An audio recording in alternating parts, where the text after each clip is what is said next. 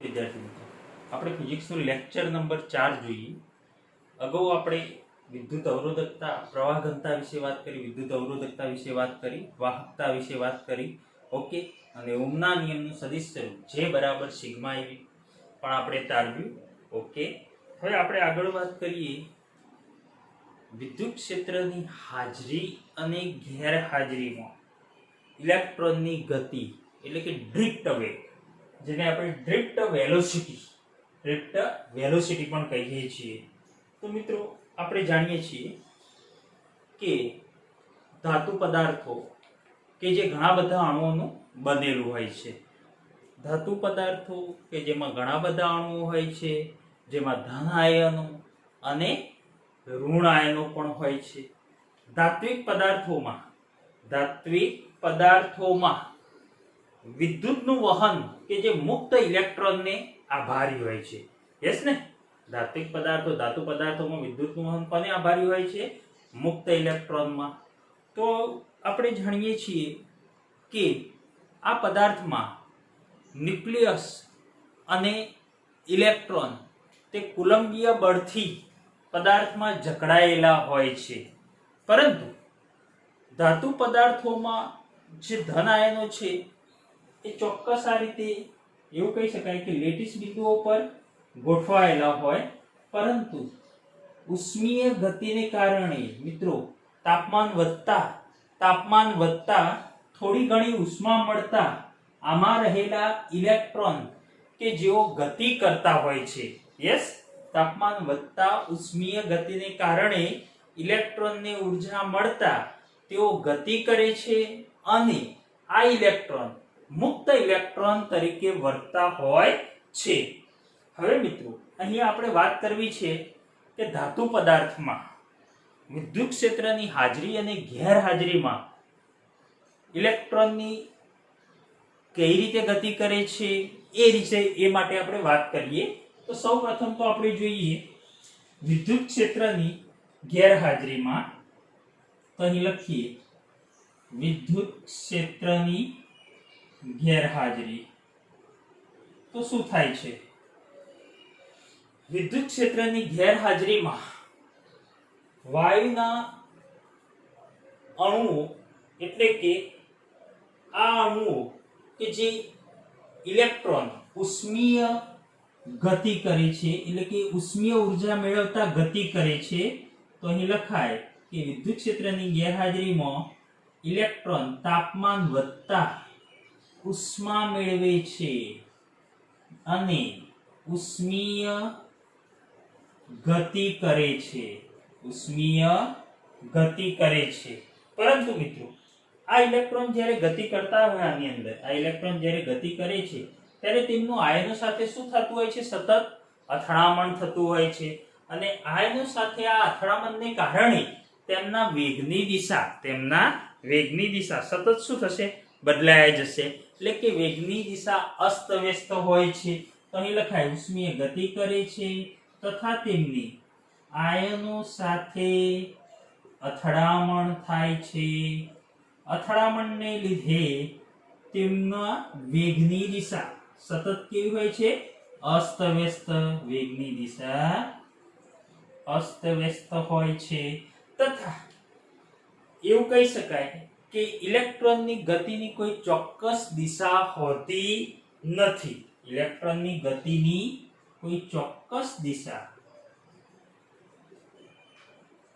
હોતી નથી.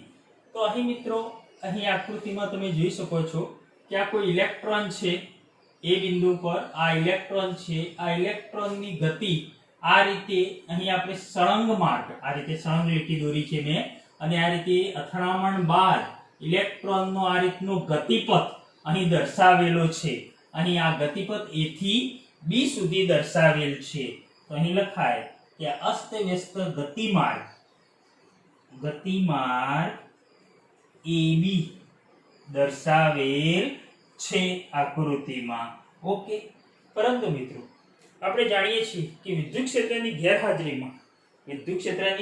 ગેરહાજરીમાં પરસ્પર વિરુદ્ધ દિશામાં જતા ઇલેક્ટ્રોનની સંખ્યા સમાન હોય છે. વિરુદ્ધ દિશામાં જતા આપણે અગાઉ પણ વાત કરેલી છે, વિરુદ્ધ દિશામાં જતા ઇલેક્ટ્રોનની સંખ્યા કેવી હોય છે? સમાન હોય છે. એનો મતલબ પરિણામી વિદ્યુતભાર કેટલો મળશે? શૂન્ય મળશે. આ બાજુ જતા ઇલેક્ટ્રોનની સંખ્યા બરાબર આ બાજુ જતા ઇલેક્ટ્રોનની સંખ્યા, એનો મતલબ પરિણામી વિદ્યુતભાર Q બરાબર 0. તો અહીં લખી શકીએ મિત્રો, વિરુદ્ધ દિશામાં જતા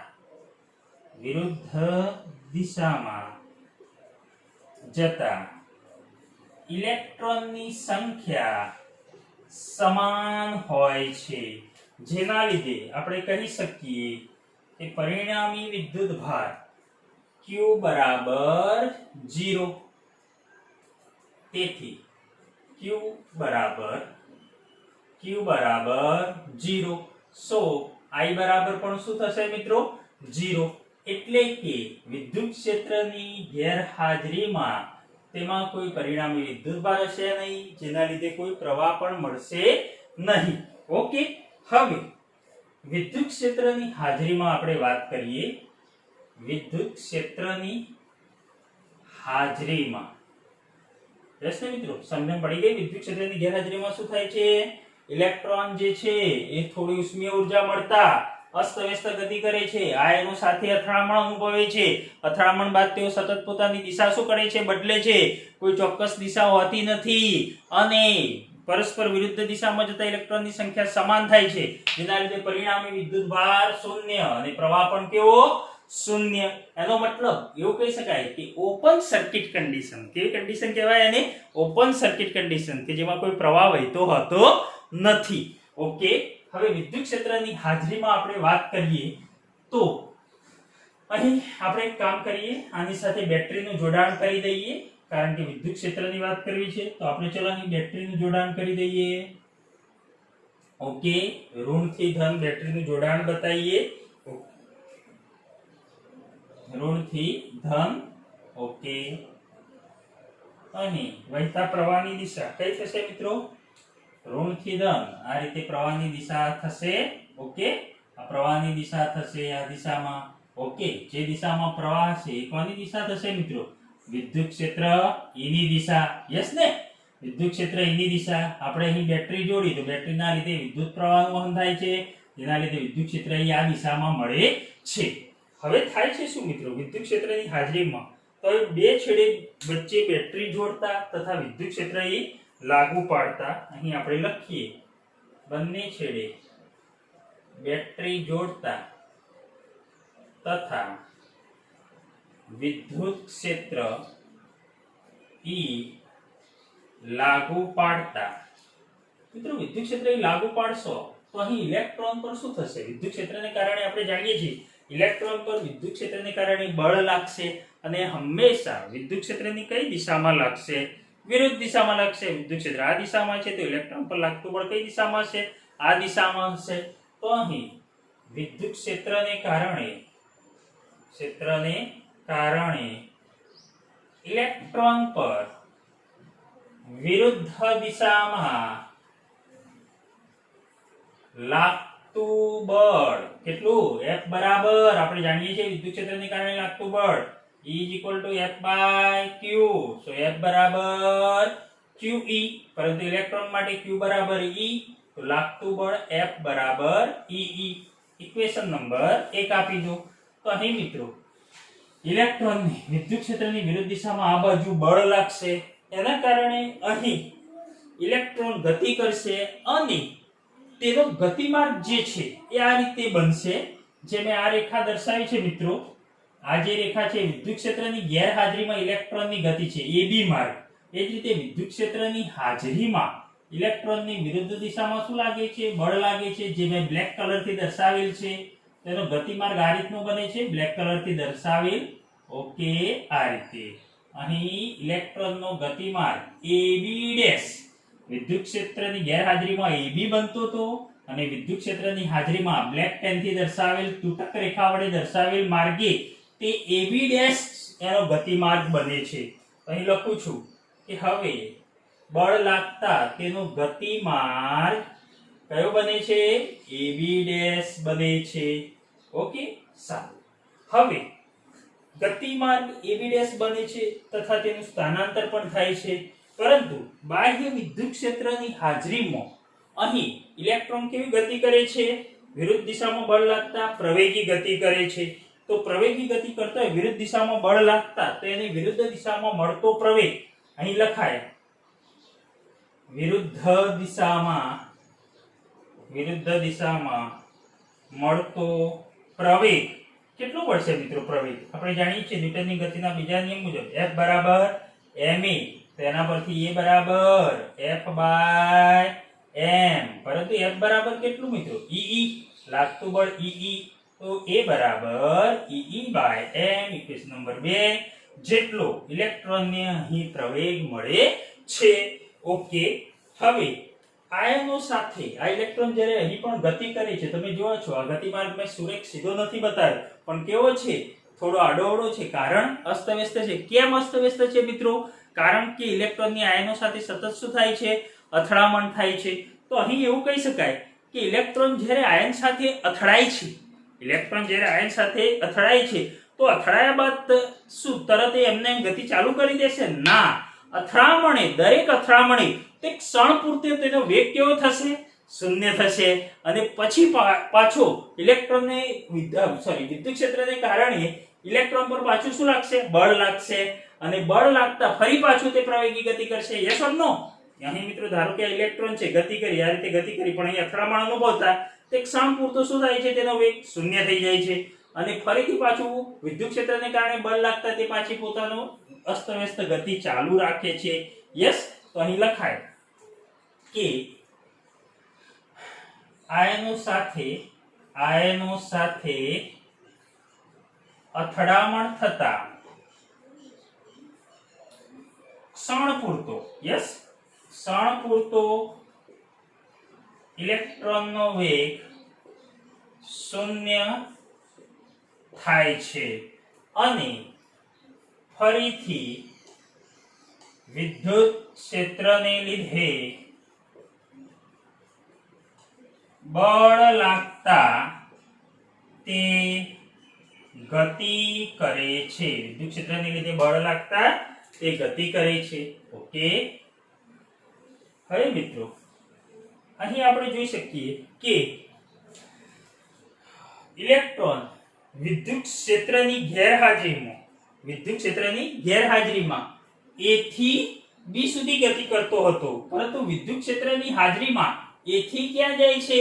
B' સુધી જાય છે. એનો મતલબ એવો થયો કે અહીં ઇલેક્ટ્રોન BB' જેટલું, યસ ને મિત્રો, વિદ્યુત ક્ષેત્રની હાજરીમાં અહીં ઇલેક્ટ્રોન કેટલું વધારાનું સ્થાનાંતર કરતો જોવા મળે છે. જે ઇલેક્ટ્રોન અહીં હતો, B પર હતો, એ હવે વિદ્યુત ક્ષેત્રની હાજરીમાં બ્લેક પેન તૂટક રેખા વડે દર્શાવેલ માર્ગે અહીં B' બિંદુએ આવે છે. એનો મતલબ આટલું એ શું અનુભવે છે? સ્થાનાંતર અનુભવે છે મિત્રો. જે ગેરહાજરીમાં B બિંદુએ હતો તે વિદ્યુત ક્ષેત્રની હાજરીમાં B' બિંદુએ આવે છે ઇલેક્ટ્રોન. એનો મતલબ આટલું તે સ્થાનાંતર અનુભવે છે. તો અહીં લખી શકાય મિત્રો કે વિદ્યુત ક્ષેત્રની હાજરીમાં ઇલેક્ટ્રોન BB' યસ ને, BB' જેટલું શું અનુભવે છે? સ્થાનાંતર. એટલો ઘસડાય છે એમ કહેવાય. ઇલેક્ટ્રોન એટલો શું થાય છે મિત્રો? ઘસડાય છે. એટલે કે BB' જેટલું સ્થાનાંતર અનુભવે છે. અને મિત્રો આ સ્થાનાંતરને અનુરૂપ ઇલેક્ટ્રોનને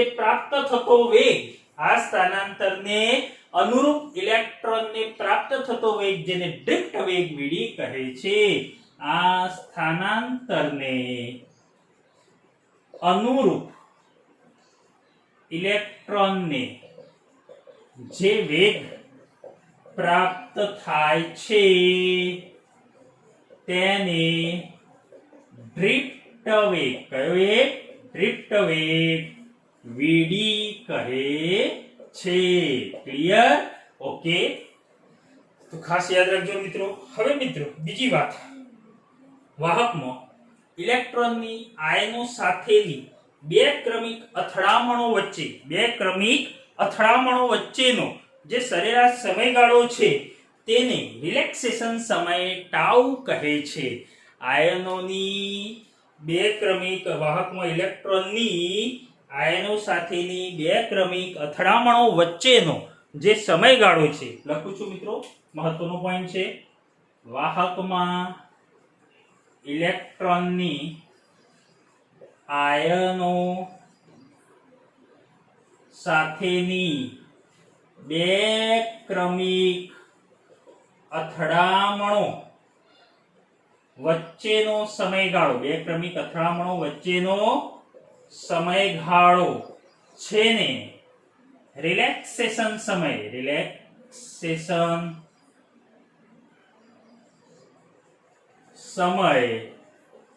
ટાઉ કહે છે. રિલેક્સેશન સમય શું કહે છે મિત્રો? ટાઉ કહે છે. બે ક્રમિક અથડામણો વચ્ચેનો સમયગાળો અને અથડામણ બાદ ક્ષણ પૂરતો તે કેવો થાય છે? સ્થિર થાય છે. ક્લિયર? તો મિત્રો આ ખાસ યાદ રાખજો, મહત્વનો પોઈન્ટ છે. ઇલેક્ટ્રોનની આયનો સાથેની બે ક્રમિક અથડામણો વચ્ચેનો સમયગાળો કે જેને રિલેક્સેશન સમય ટાઉ કહે છે. ઓકે, હવે અહીં આપણે લખી શકીએ મિત્રો, આપણે જાણીએ છીએ કે ઝડપ બરાબર પ્રવેગ બરાબર શું લખીએ છીએ આપણે? વેગમાં થતો ફેરફાર ભાગ્યા સમય. ઓકે, તો પ્રવેગ, અહીં પ્રવેગ કેટલો છે? પ્રવેગ, ઇલેક્ટ્રોનને મળતો પ્રવેગ કેટલો? એ વિદ્યુત ક્ષેત્રની જે વિરુદ્ધ દિશામાં ઇલેક્ટ્રોનને પ્રાપ્ત થાય છે, તો એ વેગ એટલે કયો વેગ? ડ્રિફ્ટ વેગ vd, ડ્રિફ્ટ વેલોસિટી, અને સમય એટલે કે કયો? રિલેક્સેશન સમય ટાઉ. સો આના પરથી લખી શકીએ vd બરાબર a ટાઉ.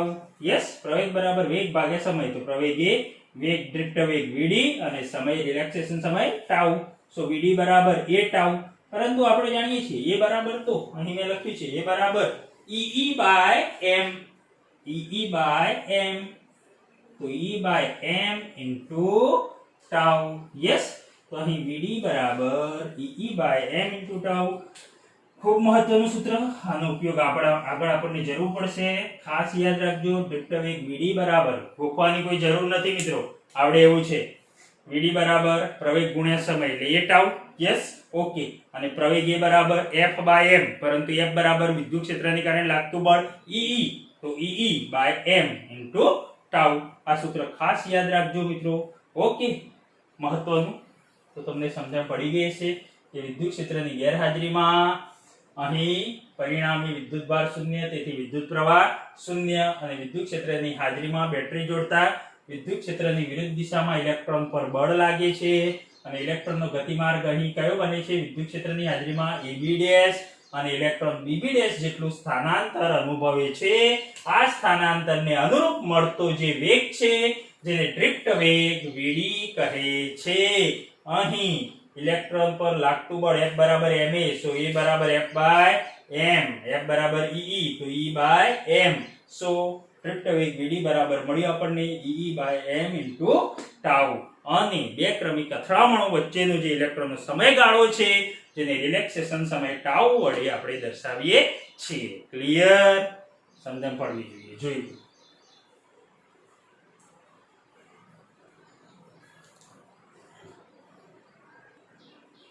મિત્રો, નવું ક્વેશ્ચન આપણે જોઈએ.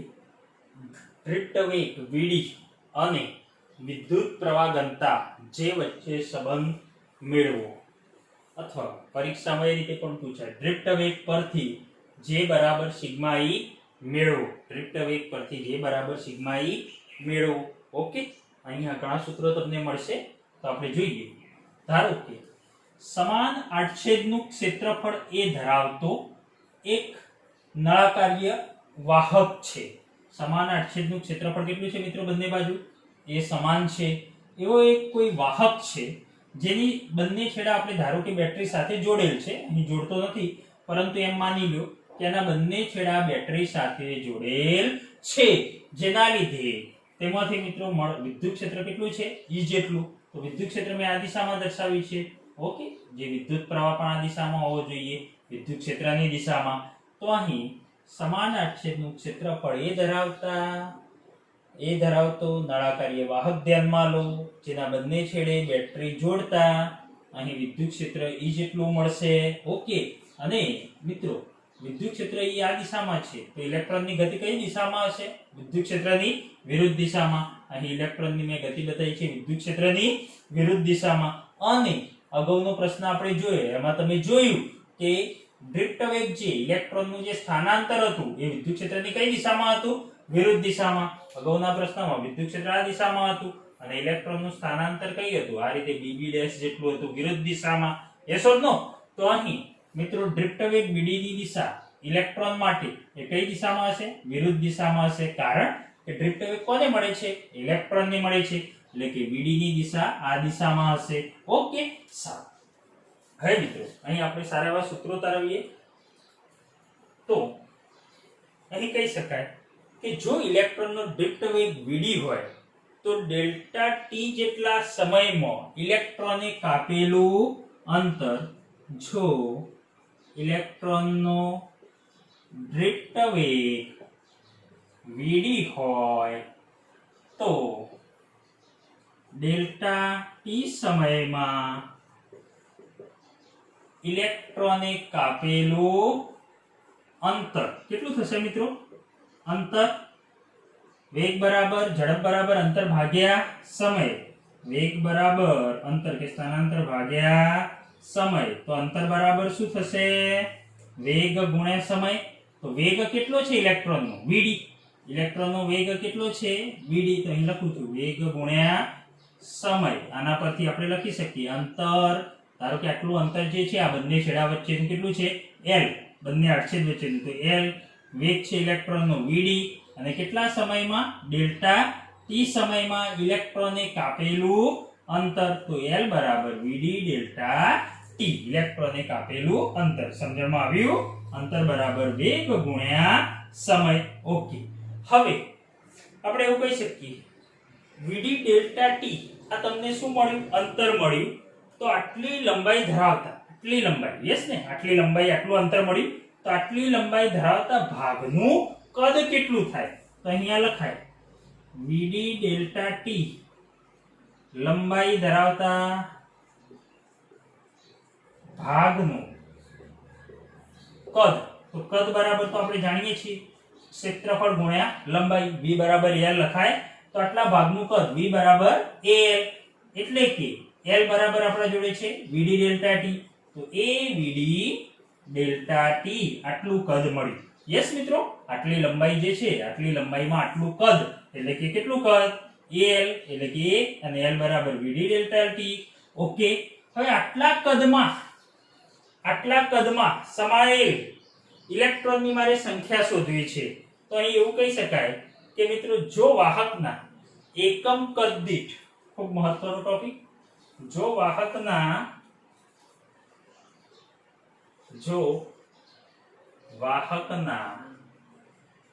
એકમ કદ દીઠ ઇલેક્ટ્રોનની સંખ્યા ઘનતા n હોય. એકમ કદ દીઠ ઇલેક્ટ્રોનની સંખ્યા એટલે કે સંખ્યા ઘનતા. યસ ને મિત્રો? એકમ કદ દીઠ ઇલેક્ટ્રોનની સંખ્યા એટલે કે આપણે એને શું કહીએ છીએ મિત્રો? સંખ્યા ઘનતા n વડે દર્શાવીએ છીએ. ઓકે, તો વાહકના એકમ કદ દીઠ ઇલેક્ટ્રોનની સંખ્યા ઘનતા n હોય તો avd ડેલ્ટા ટી કદમાં n હોય તો avd ડેલ્ટા ટી આ શું મળ્યું તમને? avd ડેલ્ટા ટી કદ મળ્યું. તો avd ડેલ્ટા ટી કદમાં સમાયેલ ઇલેક્ટ્રોનની સંખ્યા કેટલી થશે મિત્રો? ઇલેક્ટ્રોનની સંખ્યા NaVd ડેલ્ટા ટી. પરંતુ પ્રશ્ન એ થાય સાહેબ આ ક્યાંથી લાવ્યા? તો જો હું લખું છું અહીંયા, ધ્યાન રાખો મિત્રો. આ નોંધી લેશો સાઈડમાં. અહીં શું કીધું છે? જો વાહકના એકમ કદ દીઠ ઇલેક્ટ્રોનની સંખ્યા, જેને આપણે શું કહીએ છીએ? સંખ્યા ઘનતા n. n અહીં સંખ્યા નથી. શેના તરીકે n લીધું છે આપણે? સંખ્યા ઘનતા તરીકે. તો અહીં લખાય સંખ્યા ઘનતા n બરાબર એકમ કદ દીઠ શું? ઇલેક્ટ્રોનની સંખ્યા, જેને સંખ્યા ઘનતા n કહે છે.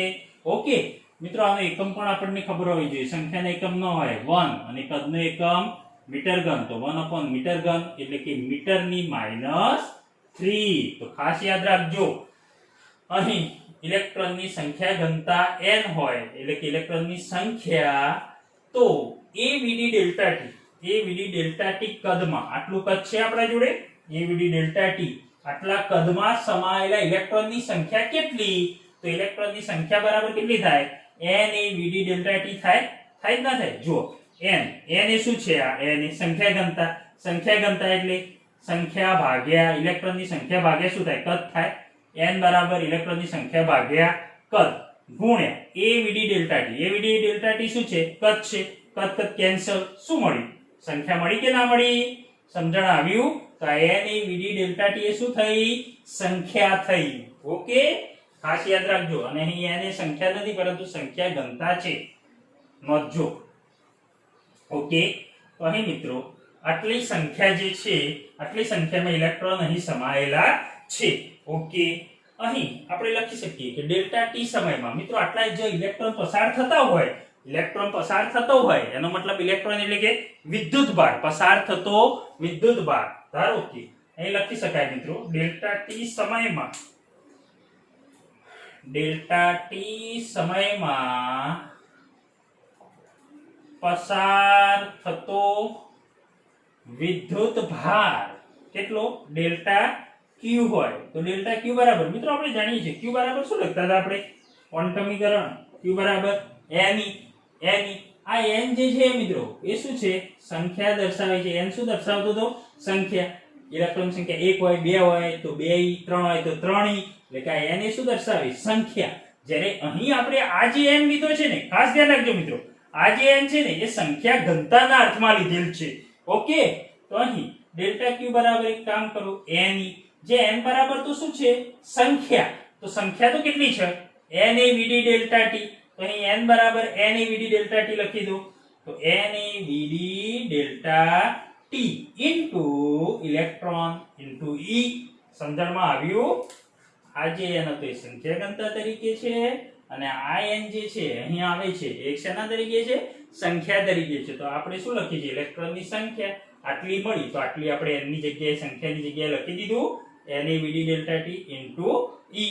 સો અહીં લખી શકાય મિત્રો, સો વિદ્યુત પ્રવાહ પસાર થતો શોધવો છે તો અહીં લખાય વિદ્યુત પ્રવાહ ડેલ્ટા ટી સમયમાં મળતો વિદ્યુત પ્રવાહ I બરાબર ડેલ્ટા ટી ને નીચે લાવી દો, delta q by delta t. Delta q by delta t તો શું વધ્યું? NAVD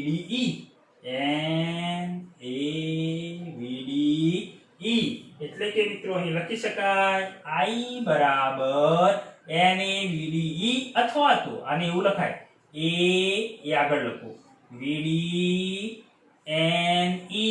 I બરાબર AVD NE. યાદ રાખવા માટે અવની. I બરાબર અવની. યસ, આ રીતે યાદ રાખી શકો છો.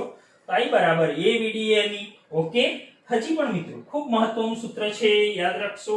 આના પરથી એક્ઝામ્પલ આવશે પરીક્ષામાં. અને ઇક્વેશન નંબર આપણે કહીએ 1. ઇક્વેશન નંબર 1 I બરાબર અવની. હવે આગળ જોઈએ તો મિત્રો એક કામ કરો, એને નીચે લાવો. તો I બાય A બરાબર શું મળ્યું? VD NE. એને છેદમાં લઈ જાઓ, બરાબર શું મળ્યું? VD NE. પરંતુ I બાય A બરાબર તો આપણે શું લખીએ છીએ? વિદ્યુત પ્રવાહ ઘનતા J. યસ ને મિત્રો? એકમ ક્ષેત્રફળ દીઠ વાહકને લંબરૂપે પસાર થતો વિદ્યુત પ્રવાહ, યસ, જેને વિદ્યુત પ્રવાહ ઘનતા J કહે છે. તો J બરાબર VDN. પણ એને પણ યાદ રાખતા તમને શીખવાડું, એવું લખી શકાય. આ VDN લખ્યું એની જગ્યાએ એવું લખીએ n આગળ ને VD પાછળ. યસ, તો NVD લખાય ને, એ નીચે લઈ ગયા તો NVDE. તો I બરાબર J બરાબર અહીં મળી તમને J બરાબર NVDE નવી. યસ મિત્રો, NVD નવી. તો અહીં યાદ રાખવા માટે J બરાબર નવી અને I બરાબર અવની. ઓકે, તો J બરાબર NVD, I બરાબર AVD NE. ખૂબ મહત્વના સૂત્રો. આને કહીએ આપણે ઇક્વેશન નંબર 2. હવે આગળ જોઈએ મિત્રો,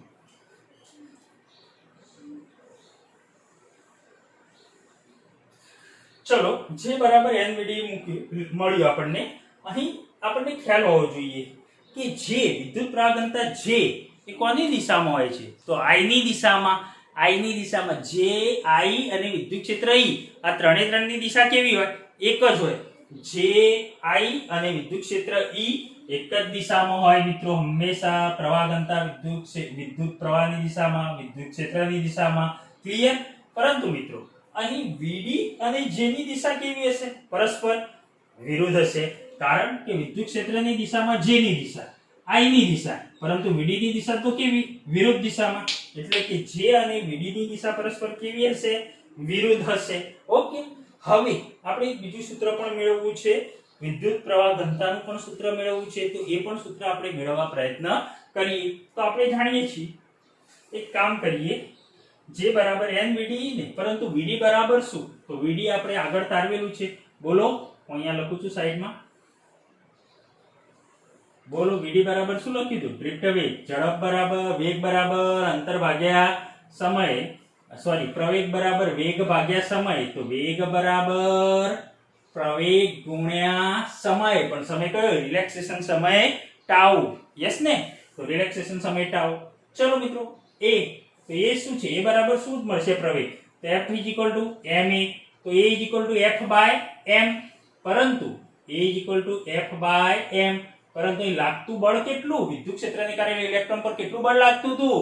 F બરાબર QE એટલે કે EE. તો અહીં લખાય A બરાબર F/m. સો EE. તો અહીં EE/m into ટાઉ. તો અહીં તમે લખી શકો છો VD બરાબર EE/m into ટાઉ. તો અહીં તમે VD ની કિંમત મૂકી દો. યસ, સમીકરણ 2 માં VD ની કિંમત મૂકતા તો લખાય. સો સમીકરણ 2 માં VD ની કિંમત મૂકો તો અહીં મળશે તમને J બરાબર N VD બરાબર EE/m into tau into E. સો J બરાબર અહીં લખી શકો છો N E ગુણ્યા E. આ E નો ગુણાકાર કરો તો E સ્ક્વેર અને ટાઉ. J બરાબર NE સ્ક્વેર ટાઉ ભાગ્યા શું? M. J બરાબર N square tau upon M into E. Yes or no મિત્રો? J બરાબર NE square tau by M into E. અહીં J અને E ની દિશા કેવી હશે? એક જ હશે. હું સદિશ સ્વરૂપે પણ આને દર્શાવી શકું છું. J અને E એક જ દિશામાં, તો સદિશ સ્વરૂપે સદિશ J બરાબર NE square tau by M into E. સદિશ સ્વરૂપે આપણે આ રીતે દર્શાવી શકીએ છીએ. ઇક્વેશન નંબર આને કહી દો મિત્રો 3. J બરાબર NE square tau by M into E. પરંતુ આપણે જાણીએ છીએ J બરાબર તો સિગ્મા E. J બરાબર સિગ્મા E. યસ, J બરાબર સિગ્મા E. અગાઉ આપણે તારવેલું છે. તો અહીં J બરાબર સિગ્મા E સૂત્ર સાથે સરખાવી દો આ બંને. તો સિગ્મા બરાબર શું મળશે? E બરાબર E, J બરાબર J. તો સિગ્મા બરાબર સિગ્મા બરાબર NE square tau by M. Sigma બરાબર NE square tau by M. Clear? અહીં વાહકતા સિગ્માને શું કહે છે? વાહકતા, conductivity. Sigma NE square tau by M. Equation number 5. Okay મિત્રો, તો તમને ખ્યાલ આવી ગયો છે આમાં. તો વાહકતા સિગ્મા બરાબર NE square tau by M. અને એ પરથી મિત્રો સિગ્મા 1 upon rho. સિગ્મા બરાબર શું લખાય? અવરોધકતાનો વ્યસ્ત. તો rho બરાબર શું થશે મિત્રો? સિગ્મા બરાબર 1 upon rho. એટલે કે અહીં લખાય rho લખવું હોય તો અવરોધકતા આની વ્યસ્ત કરી દો. યસ, 1 upon rho થાય ને. તો rho m upon NE square tau. Yes, તો rho m upon NE square tau અને સિગ્મા બરાબર NE square tau by M. અહીં મિત્રો ખાસ મહત્વના સૂત્રો આપણે જોયા. I બરાબર AVDNE અવની અને J બરાબર NVDE નવી. યાદ રાખી શકો છો? તો તમને આટલો ખ્યાલ આવી ગયો હશે. ખાસ યાદ રાખશો. આના પરથી વિદ્યુત ક્ષેત્ર E, વિદ્યુત પ્રવાહ I, વિદ્યુત પ્રવાહ ઘનતા જે આ એક જ દિશામાં, જ્યારે ઇલેક્ટ્રોન માટે Vd અને E, Vd અને J પરસ્પર વિરુદ્ધ દિશામાં હશે. ક્લિયર? ઓકે મિત્રો, સિગ્મા અને રો સૂત્ર મળ્યું, આના પરથી થોડી બીજી એક્સ્ટ્રા આપણે ચર્ચા કરી લઈએ. તો ધાતુ પદાર્થો માટે શું થાય છે? તો ધાતુ પદાર્થો માટે તાપમાન વધતા, ખાસ ધ્યાન રાખજો મિત્રો, એમસીક્યુ માટે કામમાં આવશે. ધાતુ પદાર્થો માટે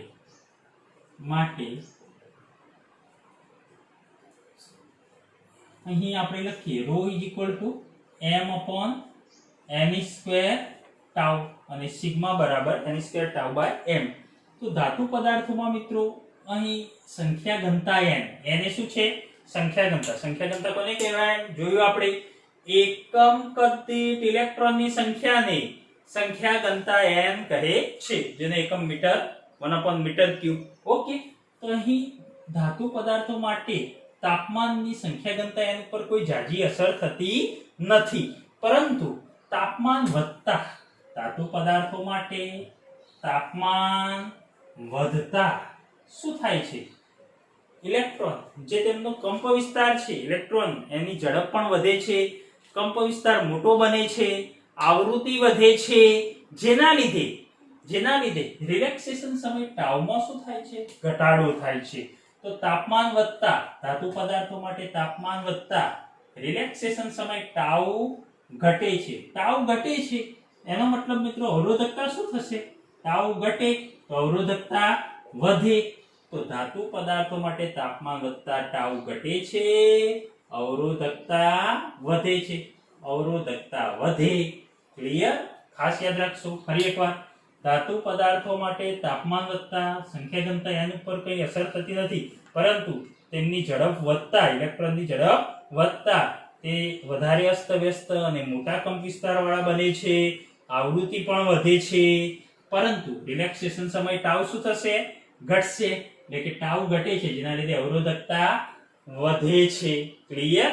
તો ખાસ યાદ રાખશો, તાપમાન સાથે થતો ફેરફાર અવરોધકતામાં. એટલે કે એવું કહેવાય મિત્રો, આપણે અગાઉ જોયું હતું, તમને યાદ હોય તો, ધાતુ માટે R ચલે છે T, તાપમાન વધતા અવરોધમાં શું જોવા મળે છે? વધારો. પરંતુ મિત્રો આપણે કહી શકીએ R ρL/A. એનો મતલબ તાપમાન વધે તો R માં વધારો થાય, તો અવરોધકતામાં પણ શું થાય? વધારો થાય. તો અહીં લખી શકાય મિત્રો, ખાસ અવરોધકતા ચલે છે તાપમાન. ધાતુ પદાર્થો માટે અવરોધકતા ચલે છે તાપમાન. નોંધી રાખજો ખાસ. ઓકે, અવરોધકતામાં વધારો થાય છે તાપમાન સાથે. એ જ રીતે મિત્રો અર્ધવાહક સેમિકન્ડક્ટર માટે સેમિકન્ડક્ટર્સમાં શું થાય છે? તો સેમિકન્ડક્ટર્સ માટે એવું કહી શકાય કે જેમ તાપમાન T વધે છે, તેમ વિદ્યુત ભાર વાહકોની સંખ્યા ઘનતા n માં પણ વધારો થાય છે. એટલે કે અહીં કહેવાય, અર્ધવાહકમાં સેમિકન્ડક્ટરમાં તાપમાન T વધશે મિત્રો, તો આ વિદ્યુતભાર વાહકોની સંખ્યા ઘનતા n માં શું થશે? વધારો થશે. n માં વધારો થશે એનો મતલબ અવરોધકતા ρ માં શું થશે? ઘટાડો. તો તાપમાન વધતા અવરોધકતા ρ માં શું થાય? ઘટાડો. ρ ઘટે તો વાહકતા વધે. ρ અને યસ ને મિત્રો, તાપમાન વધે તો અવરોધકતા શું થાય છે? અર્ધવાહકમાં ઘટે છે, તો વાહકતા શું થવી જોઈએ? વધવી જોઈએ. કારણ કે સિગ્મા = 1/ρ. એક ઘટે તો બીજું વધે. ખાસ યાદ રાખશો, એમસીક્યુ લેવલે મિત્રો ખૂબ કામમાં આવે એવો પોઈન્ટ છે. ઓકે, ધાતુ અને અર્ધવાહક માટે. ક્લિયર? અહીં આપણે લખી શકીએ, હા યસ, અહીં આપણે લખી શકીએ અર્ધવાહક માટે, એટલે કે સેમિકન્ડક્ટર માટે તાપમાન ચલે છે 1 અથવા અવરોધકતા ચલે છે